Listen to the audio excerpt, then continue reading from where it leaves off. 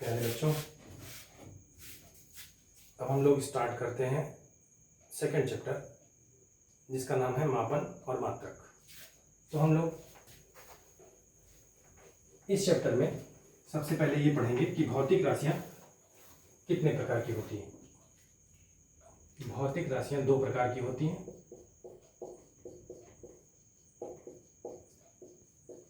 भौतिक राशियों को इंग्लिश में फिजिकल क्वांटिटीज कहते हैं। भौतिक राशियां दो प्रकार की होती हैं।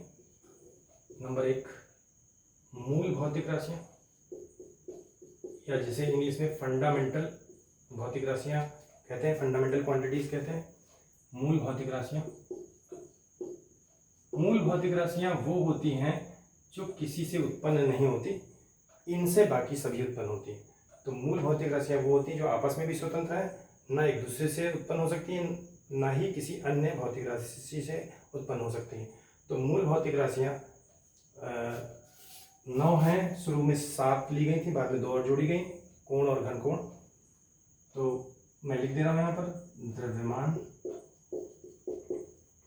मास, लंबाई, लेंथ, समय, टाइम, तापमान या ताप टेम्परेचर, विद्युत धारा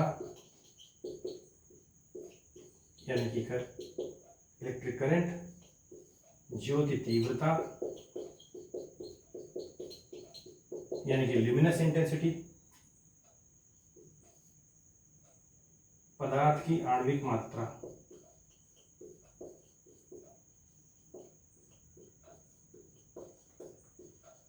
यानी कि molar amount of substance. 8 number है कोण और 9 नंबर है, ये 2D कोण है, द्विविमीय कोण, जिसका सूत्र होता है कोण बराबर चाप बटे त्रिज्या। और 9 नंबर पे आता है घन कोण, जिसे ठोस कोण भी कहते हैं, इसका मात्रक होता है स्टेरेडियन। ये 3D कोण होता है।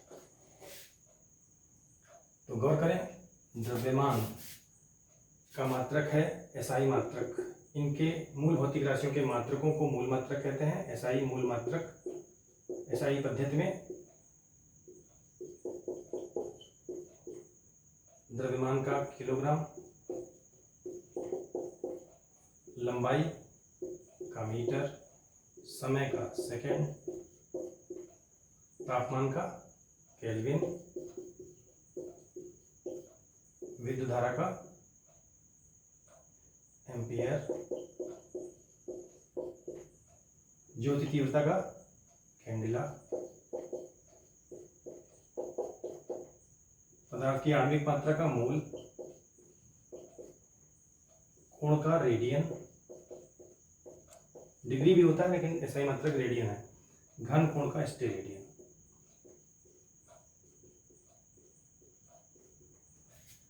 इनके सिंबल भी हैं। किग्रा को कैपिटल एल से लिखते हैं, ये विमीय चिन्ह है। कैपिटल एल से मीटर को, सेकंड को कैपिटल टी से, केल्विन को के से या थीटा से भी लिखा जाता है, एम्पियर को ए से या आई से भी लिखा जाता है, कैंडेला को सी डी से, मोल को म्यू से या एमओएल भी लिख देते हैं। रेडियन और स्टेरेडियन के लिए कोई विमीय चिन्ह नहीं है, क्योंकि इनकी कोई विमा नहीं होती।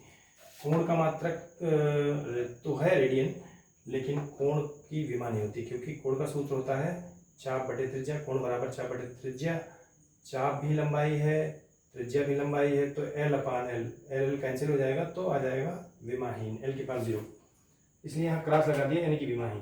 गौर करिएगा, भौतिक राशियों का मापन जब करते हैं, मूल भौतिक राशियों का मापन जिन पदों के आधार पर किया जाता है उन्हें मूल मात्रक कहते हैं। इन राशियों के मापन में, मेजरमेंट में, इन राशियों को नापने के लिए कुछ टर्म्स चाहिए, कुछ पद चाहिए। तो जिन पदों के आधार पर हम इन मूल राशियों का मापन करते हैं उन्हें मूल मात्रक कहते हैं। मूल मात्रकों के अपने एक स्टैंडर्ड मानक मान लिए गए, जिन्हें हम 1 kg, 1 मीटर, 1 सेकंड कहते हैं। इनकी परिभाषाएं आप बुक से पढ़िएगा। किलोग्राम की परिभाषा मैं बता दे रहा हूँ, एक परिभाषा एग्जाम्पल के तौर पर बता दे रहा हूँ। 6C12 के कार्बन 12 के 6C12, कार्बन 14 भी होता है, इसका रेडियो आइसोटोप है वो। कार्बन 12 के 5.0188 इंटू 10⁻25 परमाणुओं का द्रव्यमान, परमाणुओं का द्रव्यमान 1 kg होता है, के बराबर होता है। तो ये है 1 kg की मॉडर्न परिभाषा। और भी परिभाषाएं हैं जो आपने पढ़ी होंगी। प्लेटिनम इरिडियम मिश्र धातु का 39 मिलीमीटर हाइट और 39 मिलीमीटर डायमीटर का एक बेलन बनाया गया, जो कि पेरिस में मुख्यालय में रखा हुआ है। उसका द्रव्यमान भी 1 kg माना गया। ये पुरानी डेफिनेशन है। तो इसी तरीके से द्रव्यमान के साथ, जैसे मैंने 1 kg द्रव्यमान की परिभाषा दी, वैसे आप 1 मीटर 1 सेकंड 1 केल्विन वगैरह की परिभाषा पढ़िएगा बुक से, और विचार करिएगा कि इनके जो मानक हम 1 kg 1 मीटर के जो मानक मानते हैं और इसी के मल्टीपल में हम इन भौतिक राशियों का मापन करते हैं, तो इसमें ये जो पदार्थ लिया जाता है, इस पदार्थ का चयन करते समय, पदार्थों का सिलेक्शन करते समय किन बातों का ध्यान ध्यान में रखना पड़ता है, किन बातों को ध्यान में रखना चाहिए। कार्बन ही क्यों लिया गया, कार्बन के आधार पर ही 1 kg का स्टैंडर्ड क्यों बनाया गया, मानक क्यों बनाया गया, इस पर विचार जब आप करेंगे तो आप पाएंगे कि यह ऐसा पदार्थ होना चाहिए जिसमें 4 गुण होने चाहिए। पहली बात अपरिवर्तनीयता, मतलब परिवर्तन ना हो, अपरिवर्तनीयता, इनवेरिएबिलिटी। इस पदार्थ में समय के साथ, तापमान के साथ, स्थान के साथ परिवर्तन नहीं होना चाहिए। दूसरी प्रॉपर्टी आसानी से अवेलेबल हो,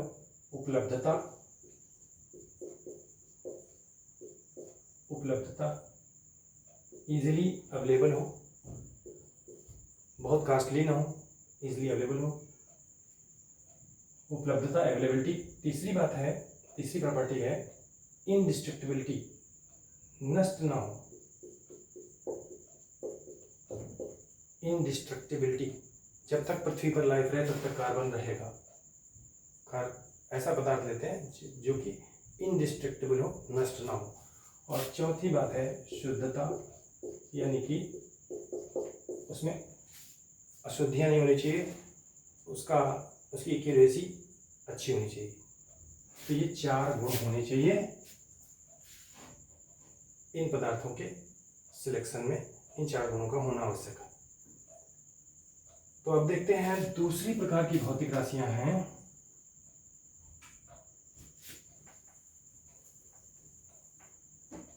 दूसरी प्रकार की भौतिक राशियां हैं व्युत्पन्न भौतिक राशियां।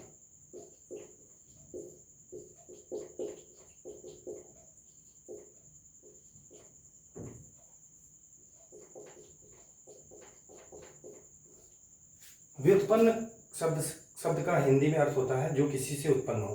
तो व्युत्पन्न भौतिक राशियां वो होती हैं जो मूल भौतिक राशियों से उत्पन्न होती हैं, या व्युत्पन्न से भी जो उत्पन्न होती हैं उनको भी व्युत्पन्न ही कहा जाता है, सेकेंडरी व्युत्पन्न कह सकते हैं आप। तो व्युत्पन्न भौतिक राशियां वो भौतिक राशियां होती हैं जो मूल भौतिक राशियों से उत्पन्न होती हैं। जैसे एग्जांपल दूं मैं, घनत्व,